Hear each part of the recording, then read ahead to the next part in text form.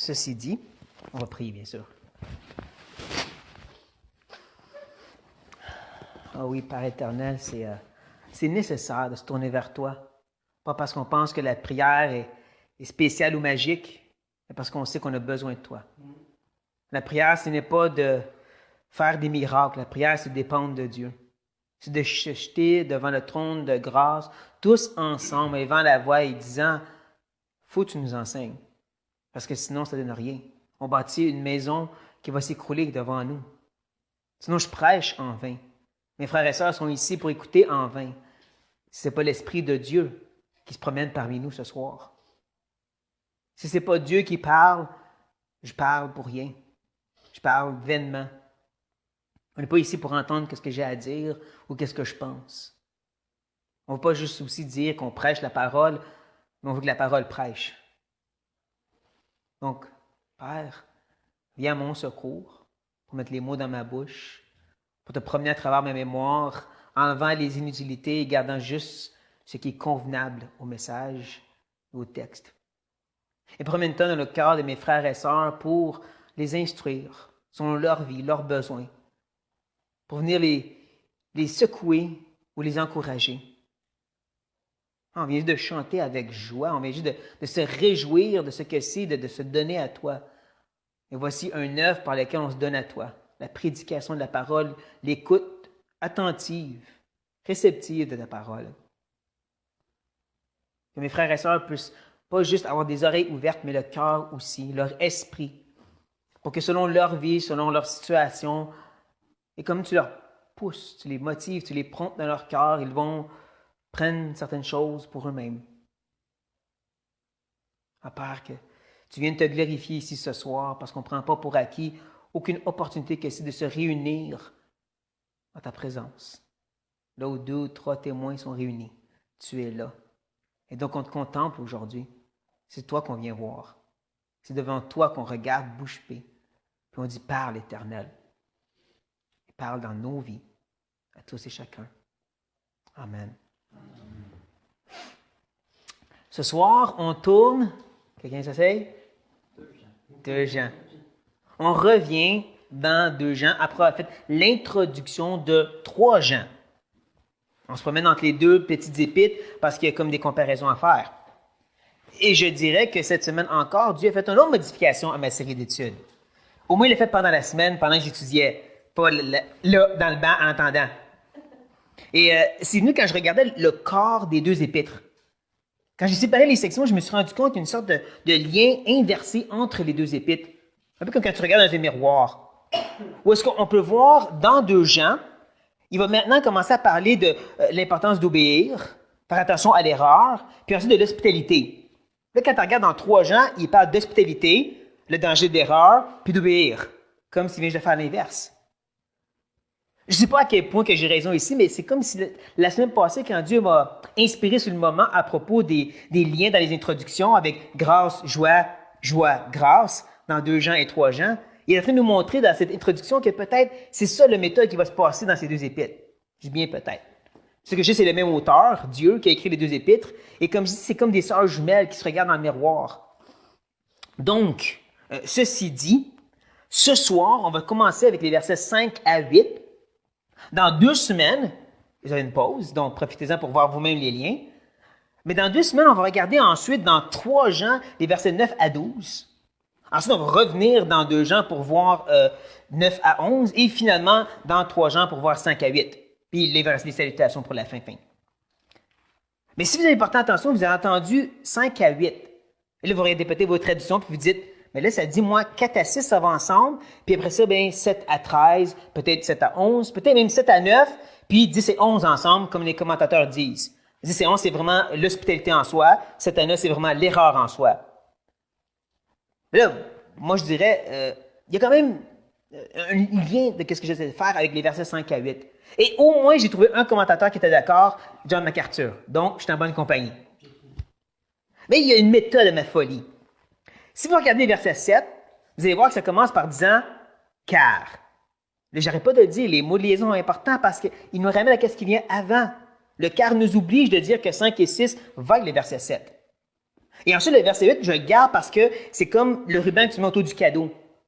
Justement, Jean va parler de récompense. Si tu obéis, si tu fais attention à l'erreur, il y a une récompense.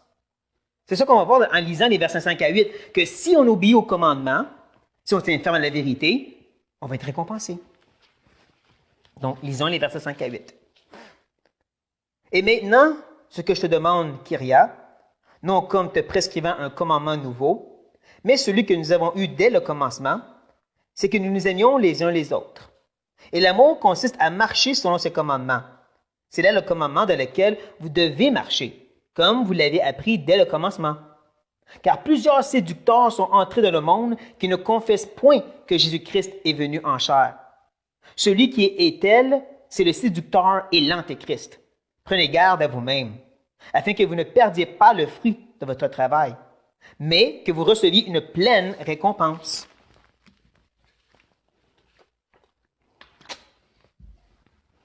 La semaine passée, je mentionnais comment le mot amour, agapé, ou un dérivé agathène, qui est traduit par bien-aimé, est celui qui revient le plus souvent dans 3 Jean. C'est le mot-clé. Même que juste bien-aimé revient 4 fois dans la petite épître. Mais quand on retourne dans 2 Jean, mais c'est vérité. On l'a vu dans juste les 4 premiers versets. 5 fois le mot vérité. Et là, je dirais que ce soir, on va voir un des dérivés, commandement. J'ai dit que c'est un dérivé parce que quand on regarde le verset 4, ce petit mot de transition, le verset de transition qu'on avait déjà vu, bien, il parle comment marcher dans la vérité, puis ensuite il parle de recevoir les commandements, comme si c'est la même chose. Marcher dans la vérité, c'est selon les commandements que tu reçois. C'est pour ça que je dis que les commandements, c'est un dérivé. On commence tranquillement à donner un petit peu de viande à cette idée de la vérité. Qu'est-ce que les gens peuvent vouloir dire par ça? On a déjà dit que c'était la parole, c'est tout le conseil de Dieu, c'est la doctrine. Là, on voit que c'est aussi les commandements, comme on va le voir plus ce soir. Et c'est pour ça que c'est important, je dirais même, de faire la différence entre les convictions et les commandements. Les commandements, c'est que c'est écrit noir sur blanc. C'est indiscutable, mais il faut des fois un peu de discernement. C'est indiscutable comme, disons, tout acte sexuel à l'extérieur du mariage d'un homme et d'une femme est un péché. Il y a tous les mots qui le disent. Adultère, fornication, c'est clair. Discernement, parce que des fois, il y en a des commandements comme l'avarice, la cupidité, l'excès. Ça, c'est plus entre toi et Dieu. C'est noir sur blanc un commandement, mais je ne peux pas te dire exactement, là, tu es cupide. C'est toi entre toi et Dieu. Mais c'est un commandement. Une conviction, c'est quand tu prends des idées de la Bible ou des passages et tu l'appliques à ta vie dans des circonstances particulières. Donc, une conviction, c'est biblique, mais tu ne peux pas dire que c'est écrit noir sur blanc, comme un commandement. Et je ne vais pas prendre trop de temps sur les convictions, parce que ce soir, on regarde les commandements. Et qu'on voit, dès le début au verset 5, Jean, il va dire « et maintenant », deux mots de liaison. Alors ça, c'est important. Parce que le petit mot « et » nous ramène au verset 4, pour ceux qu'il y en a qui le rattachent avec les versets 4 à 6, où est-ce qu'on a vu justement, on doit marcher dans la vérité, qui est la même chose que recevoir les commandements. Et c'est comme si Jean dit, et là, je voudrais vous parler des commandements. Il dit même maintenant, là, je vais aller dans une autre direction. Et c'est pour ça que moi, je l'ai séparé, les versets 5 et 6 du verset 4. Il va dire, ce que je te demande, Kyria. On a déjà vu que le mot grec Kyria veut dire madame. Possiblement, il est juste en train de dire une dame, et même possiblement une église de façon générale. Une dame élue comme une église. Surtout que c'est intéressant qu'il dit au singulier « je te commande »,« te demande », et ensuite dans le reste du passage, c'est « nous et vous » qu'il dit. Il commence à être le pluriel. Le reste du passage, le reste du livre, c'est vraiment, on dirait, général, comme s'il parle à un groupe, et non pas juste une madame et sa petite famille. Comme s'il parle au christianisme en général. Mais bon. Ce qui est important, c'est qu'il dit « je te demande ». Ce petit mot grec est très important parce qu'il y a 2 idées derrière. Le premier, comme on le voit, c'est l'idée de demander. Ce n'est pas un ordre, ce n'est pas un commandement. Un peu comme quand des fois je dis aux gens de venir s'asseoir, je ne leur donne pas un ordre, même si je n'arrête pas de leur dire « venez ». C'est quand même une demande que je leur fais de venir s'asseoir avec nous. Mais en même temps, il y a l'idée d'autorité derrière ce mot. Comme on le vu au verset 1, « je suis l'ancien ».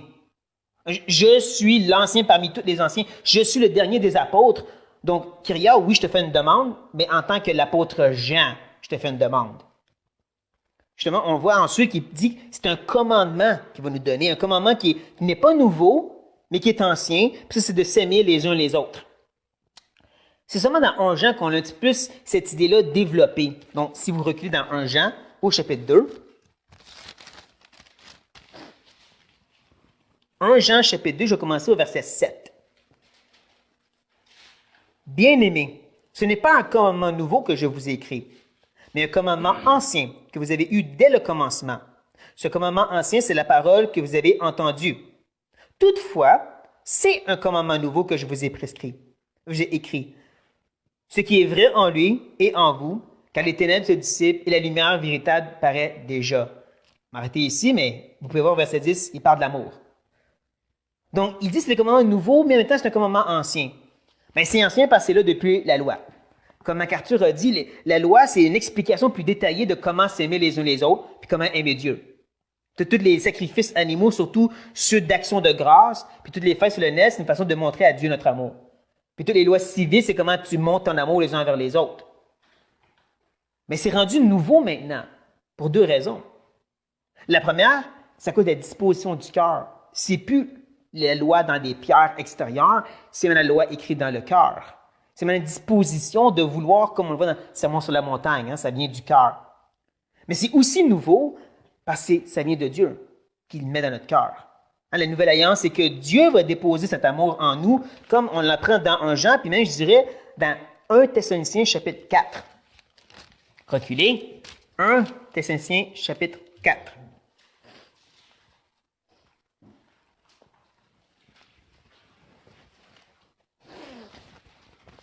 Et le petit verset 9.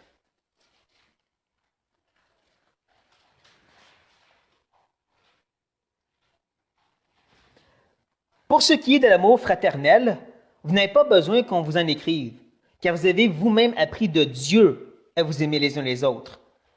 Je dirais que ce n'est pas que Dieu t'a fait un cours personnel avec les Thessaloniciens. C'est ni que Dieu a démontré l'exemple par Jésus seulement, mais c'est comme Jean nous enseigne, c'est que Dieu a mis cet amour dans nos cœurs, dans leur cœur, comment s'aimer. Donc, quand on revient dans notre passage et qu'on voit cette idée d'amour au verset 6, oui, il parle de l'amour en général, c'est clair, mais en même temps, dans le contexte, et comme on vient juste de voir, il me semble que c'est aussi l'amour fraternel en particulier. Jésus dit, c'est de s'aimer les uns les autres, puis là, il dit « et l'amour », donc il me semble, il veut dire « et l'amour fraternel », mais bon. Il dit cet amour, elle a un but. Il consiste à marcher. Ça, c'est vraiment une idée de constante, de continuelle, selon, qui veut dire le point culminant, c'est les commandements. Si je refais la phrase, cet amour fraternel, elle a un but particulier. Elle doit être continuelle, et ça selon des paramètres qui sont les commandements de Dieu. Ceci dit, gardez toujours votre doigt ici, si vous ne l'avez pas déjà fait, et revenez dans Romains, chapitre 12 maintenant. Venez me rejoindre dans Romains, chapitre 12. Ce que je veux faire avec vous, c'est regarder plusieurs passages, 4 en particulier, qui nous parlent de commandements en rapport avec l'amour fraternel. Je les ai mis sur le blog ce matin, et là, nous, on va les lire. On va aller voir justement qu'est-ce que la parole nous enseigne sur la façon de s'aimer. Mais là, je vais m'emprunter des volontaires. C'est une demande, mais avec une autorité. Je ne vais pas faire de commentaires sur les passages en soi, on va juste les lire surtout. Si vous êtes intéressé d'avoir un peu plus d'informations, je vous dirais que sur notre site, il y a une série qui s'appelle La vie ensemble, puis il y a 3 parties qui s'appellent Les principes qui décortiquent ces passages-là. Maintenant, on va commencer avec M. André, Marc-André, le roi des Andrés, en lisant les versets 9 à 16, s'il te plaît. Que la charité soit sans hypocrisie, ayez le mal en horreur, attachez-vous fortement au bien. Par amour fraternel, soyez pleins d'affection les uns pour les autres, par honneur, usez de prévenance réciproque. Ayez du zèle et non de la paresse, soyez fervents d'esprit, servez le Seigneur. Réjouissez-vous en espérance, soyez patients dans l'affliction, persévérez dans la prière, pourvoyez aux besoins des saints, exercez l'hospitalité. Bénissez ceux qui vous persécutent et bénissez et ne maudissez pas. Réjouissez-vous avec ceux qui se réjouissent, pleurez avec ceux qui pleurent. Ayez les mêmes sentiments les uns envers les autres. N'aspirez pas à ce qui est élevé, Mais laissez-vous attirer par ce qui est humble, ne soyez point sages à vos propres yeux. Oui, il y a des parties ici qu'on pourrait dire c'est un petit peu moins l'amour fraternel, mais ceux qui étaient clairs, je dirais, ils piquent un peu au vif. Là, je vais vous demander d'avancer dans Éphésiens chapitre 4. Éphésiens chapitre 4. Ici, je voudrais parler une chose. Le passage où on est parle clairement à l'Église en rapport avec leur relation entre eux. Pas nécessairement envers les couples, ou envers ton employeur, ou ton employé, ou ton voisin. Premièrement, avant tout, il écrit aux Éphésiens en rapport avec la façon qu'ils interagissaient entre eux. Gardez ça en tête pendant que la reine des Andrés va lire les versets 25 à 31 maintenant. C'est pourquoi renoncez au mensonge et que chacun de vous parle selon la vérité à son prochain, car nous sommes membres les uns des autres. Si vous vous mettez en colère, ne péchez point, que le soleil ne se couche pas sur votre colère et ne donnez pas accès au diable. Que celui qui dérobait ne dérobe plus, mais plutôt qu'il travaille en faisant de ses mains ce qui est bien pour avoir de quoi donner à celui qui est dans le besoin. Qu'il ne sorte de votre bouche aucune parole mauvaise, mais s'il y a lieu, quelques bonnes paroles qui servent à l'édification et communiquent une grâce à ceux qui l'entendent. N'attristez pas le Saint-Esprit de Dieu, par lequel vous avez été scellés pour le jour de la rédemption. Que toute amertume, toute animosité, toute colère, toute clameur, toute calomnie et toute espèce de méchanceté disparaissent du milieu de vous. Comme j'ai dit, ça, premièrement, ça a lieu avec l'Église.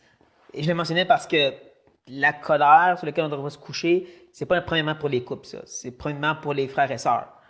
Même chose aussi pour le fait de ne pas mentir et de ne pas voler, c'est entre nous, ça. C'est bizarre de dire qu'on devrait dire ça à des églises, mais ça a l'air que c'est nécessaire dans ce temps-là. Ça n'arrive plus de nos jours. Maintenant, on va se trouver dans Hébreux chapitre 13. Hébreux chapitre 13, que je dirais, c'était le passage le plus lourd et le plus demandant.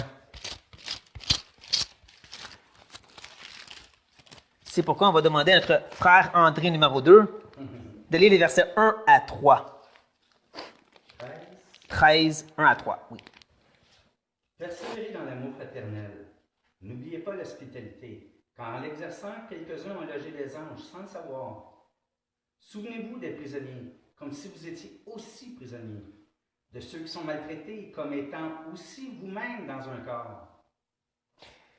Surtout le verset 3. Je dirais honnêtement qu'on ne sait pas du tout c'est quoi ça. Parce qu'il n'y en a pas personne qui se mettait en prison pour le nom de Christ ici. On regarde au bord de l'océan, puis ça l'arrive. On regarde sous le règne communiste du l'USSR, ça l'arrivait où que des pasteurs et des dirigeants étaient mis en prison. Et là, les chrétiens devaient décider, si j'aide, comme le passage dit, ma famille pourrait subir les conséquences.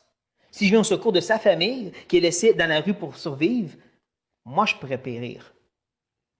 Mais le commandement le dit. Comme je dis, c'est lourd, mais on n'en connaît rien de ça, nous autres. Là, on va tourner finalement dans 1 Pierre chapitre 4, pour terminer le tout. 1 Pierre chapitre 4.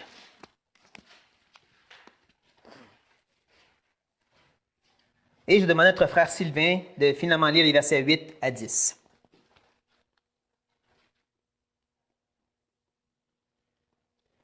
Avant tout, ayez les uns pour les autres un ardent amour, car l'amour couvre une multitude de péchés. Exercez l'hospitalité les uns envers les autres sans murmure, comme de bons dispensateurs des diverses grâces de Dieu, que chacun de vous mette au service des autres le don qu'il a reçu. Ouais. Gardez tout ça en tête quand on revient maintenant dans notre passage. Ça, c'est juste une petite partie, un prélude, si je peux dire, de qu'est-ce que c'est les commandements de s'aimer. Mais c'est là que Jean, je vais dire, va créer un cercle glorieux et le fermer. Il continue au verset 6 en disant, c'est là le commandement dans lequel vous devez marcher.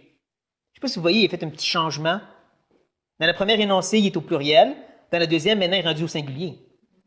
Il parle des commandements, et ensuite il parle du commandement. Là, on sait qu'au verset 5, c'est quoi le commandement? De s'aimer les uns les autres. C'est un commandement ancien. Donc, ce qu'il est en train de dire, c'est on a un commandement, s'aimer. Mais cet amour nous oblige de suivre des commandements. Mais le commandement numéro 1, c'est de s'aimer. Et pour s'aimer, il faut suivre les commandements. Puis ça tourne en rond comme ça.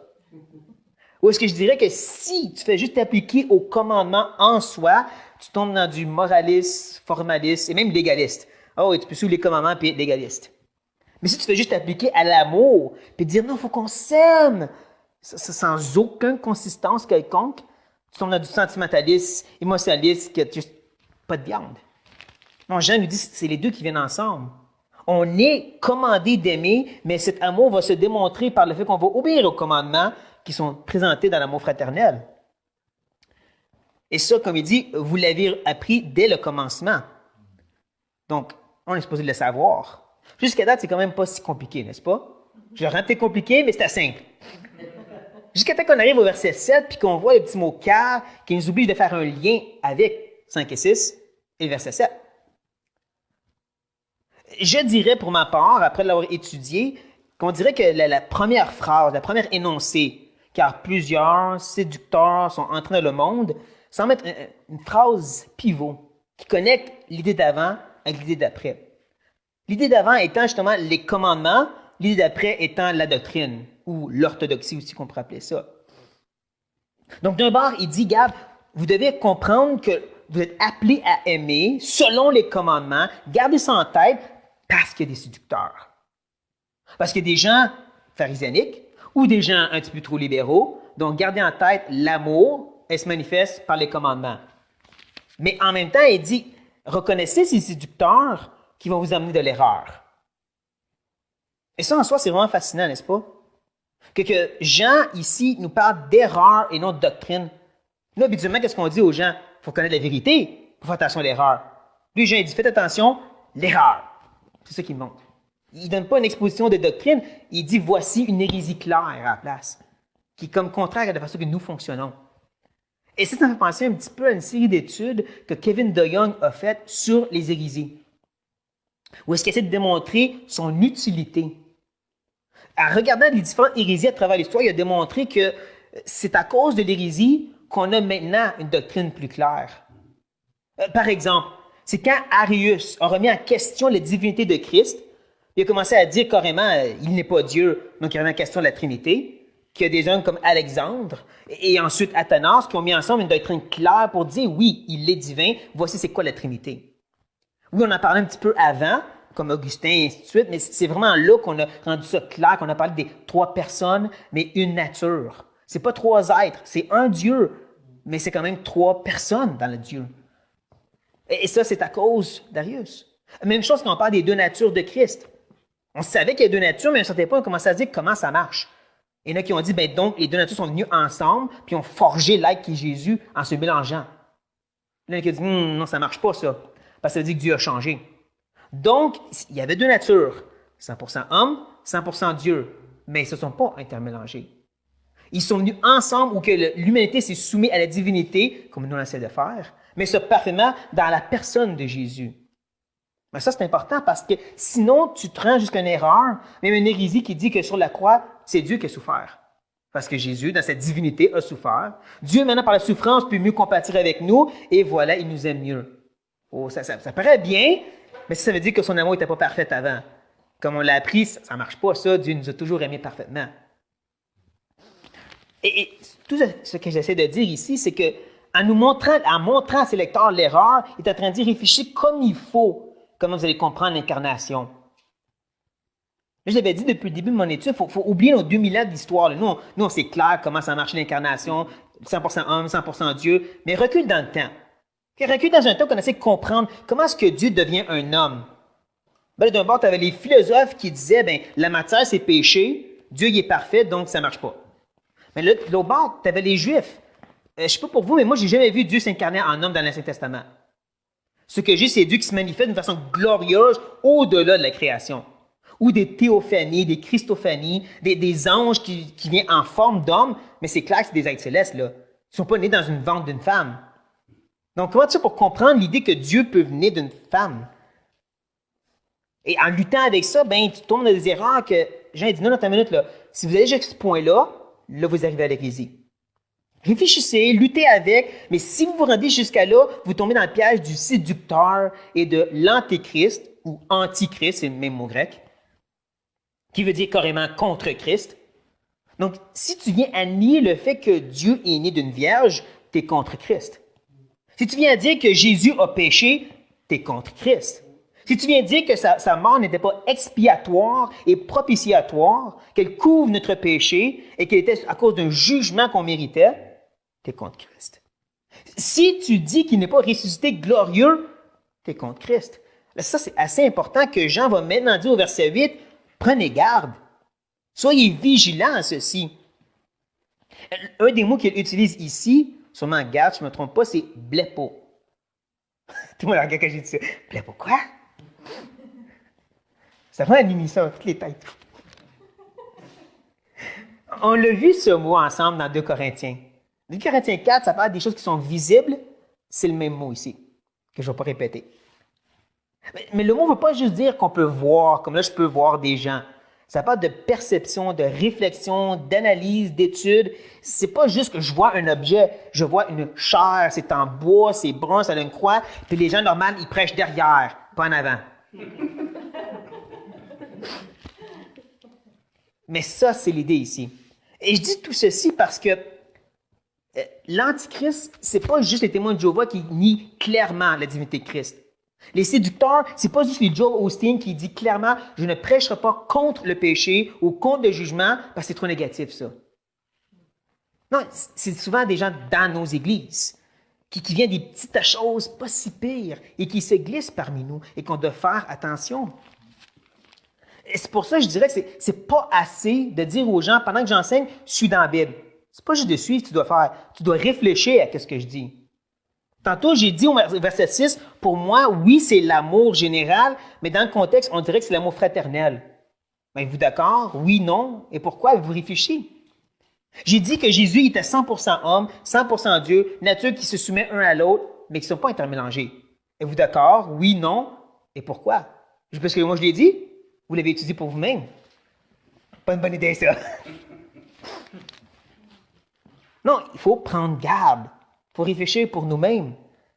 Je dis tout ceci parce que cette fameuse hérésie que je vous ai mentionnée de Dieu qui souffre sur la croix, je n'ai pas pris ça d'un livre d'hérésie, dans un livre chrétien, d'un auteur que j'aime beaucoup lire. Et je lisais son livre, j'aimais bien, je suis content que j'arrive à ce point-là. Ça paraît bien, tu sais, l'idée que Dieu peut mieux nous aimer maintenant. Il compatise avec nous.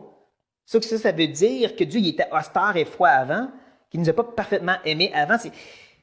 Mais pour distinguer ça, il fallait aussi connaître la vérité. Et c'est ça que Jean veut provoquer dans les gens, à dire, regardez l'erreur, vous voyez comment c'est nocif? Prenez garde pour ne pas perdre votre fruit, pour que vous receviez votre récompense. Et ça, c'est vraiment 2 mots dans le Nouveau Testament qui reviennent énormément, mais qui sont rarement définis. Combien de fois que la Bible nous parle de porter du fruit, puis à part le fruit de l'esprit, ben, ça ne dit pas c'est quoi le fruit. Même s'il y en a qui ont inventé des listes à pu finir. Mais ça pour les récompenses. Jésus, combien de fois qu'il nous parle des trésors dans le ciel qu'on devrait mettre? Oh, mais c'est quoi le trésor, Jésus? Il ne le dit jamais. La seule chose qui vient proche, c'est les fameuses couronnes de Paul. Puis encore là, c'est-tu vraiment des couronnes physiques tangibles qu'on va avoir au ciel? Avant, vous dites, ben oui. Je vous dirais qu'il dit aux Thessaloniciens quoi? Vous êtes ma couronne. Pas littéralement, je vais vous mettre sur ma tête, là. Il me semble, mon opinion, ce qu'il dit, c'est votre fidélité, c'est Dieu qui me récompense face à mon œuvre. Parce que j'ai œuvré auprès des Corinthiens, ça n'a pas bien tourné. Auprès des gens de Galates, ça n'a pas bien tourné. Gens d'Éphèse, j'envoie Timothée, ça n'a toujours pas bien tourné.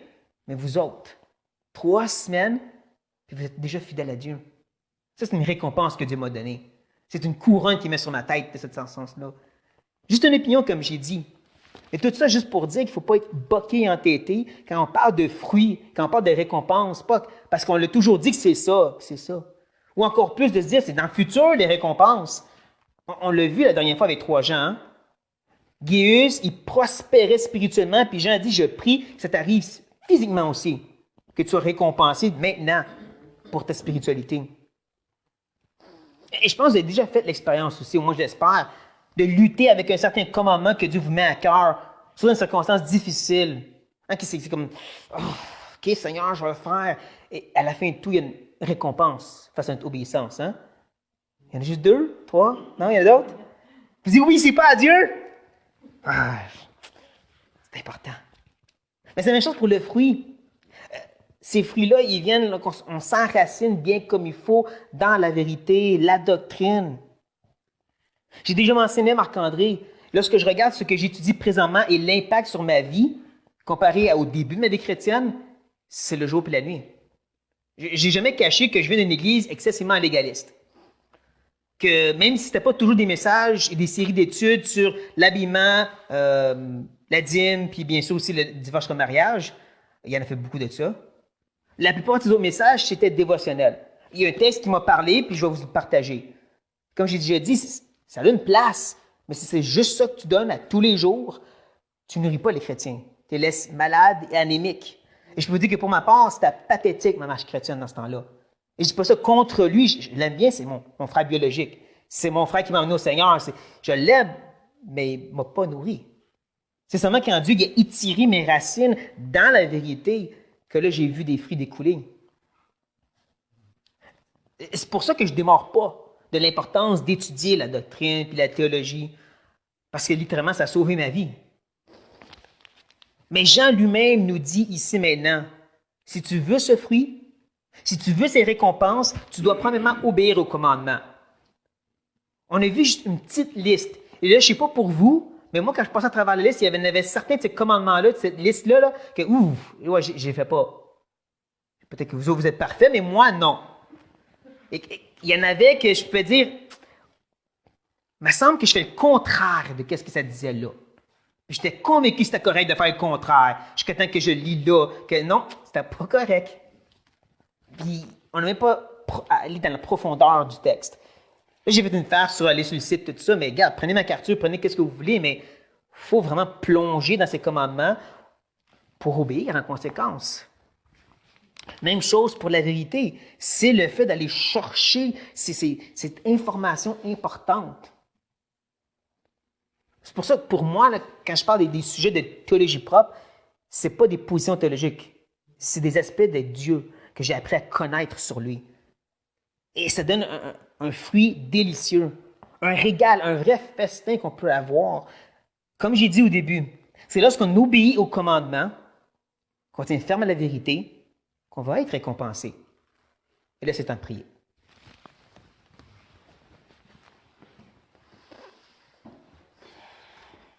Ta parole est fascinante, Éternel. 4 versets qui ne disent pas grand-chose en dit beaucoup. 4 versets où que Jean n'a pas décortiqué aucun grand sujet théologique comme Paul fait dans ses épîtres. Et pourtant, ça vient nous provoquer pas à peu près. Ça vient nous obliger de se remettre en question sur notre obéissance aux commandements, lesquels qu'on connaît, lesquels qu'on obéit, lesquels qu'on a mis de côté parce que c'est juste trop demandant en rapport avec l'amour fraternel. Combien qu'on a permis de juste vivre comme on voulait, aimer comme on voulait, et pas comme ta Bible nous ordonne. Alors, on n'a même pas touché un Corinthiens 13. Que tu viennes nous aider face à ça. Que tu viennes nous travailler dans notre conscience et pas nous laisser oisifs face à ces commandements. Tes amis pour une raison. Tes amis pour le bon fonctionnement de ton Église. Et si on aime Dieu et on aime donc son Église, on devrait être fidèle à ses commandements et pas juste à notre conception de l'amour, mais la tienne. Et la même chose pour la vérité. On est bombardé de tous les bords, de tous les côtés, Seigneur. Ça n'arrête pas partout. Des livres chrétiens qui sont sincères et remplis d'un effort pour vraiment nous nourrir, mais qui peuvent glisser une erreur. Ce ne sont pas tous des gros séducteurs ou antichrists, mais ils ont toute la possibilité de nous induire en erreur. Tous ces grands hommes qu'on respecte et qu'on admire, tous ces hommes qui donnent leur vie pour toi, ne sont pas infaillibles. On veut discerner, surtout quand ça a rapport avec la chrétienté. Les messages chrétiens dans les livres et ainsi de suite, dans les messages qu'on entend. On sait qu'on ne va jamais l'écouter, Joel Osteen, sauf pour rire peut-être, ou de pleurer. Oui, pleurer. Et sinon, Seigneur, il faut ce discernement. Pousse-nous, provoque-nous plus, mais pas pour s'enorgueillir, pas pour s'endurcir, mais pour aller plus profond en toi, plus intime avec toi. Tu es la vérité. Donc, en réalité, on parle de plus te connaître, pas d'avoir des positions. Rappelle-nous ça, Père, quand ça demande un petit peu d'effort mental d'étudier. Rappelle-nous que tu es un Dieu qui est omniscient, de toute la connaissance. On peut-tu vraiment s'approcher de toi sans réfléchir? Aide-nous, Seigneur, parce que tu en vaut tellement la peine. Ses fruits et ses récompenses sont si abondants. Aide-nous, Seigneur. Amen.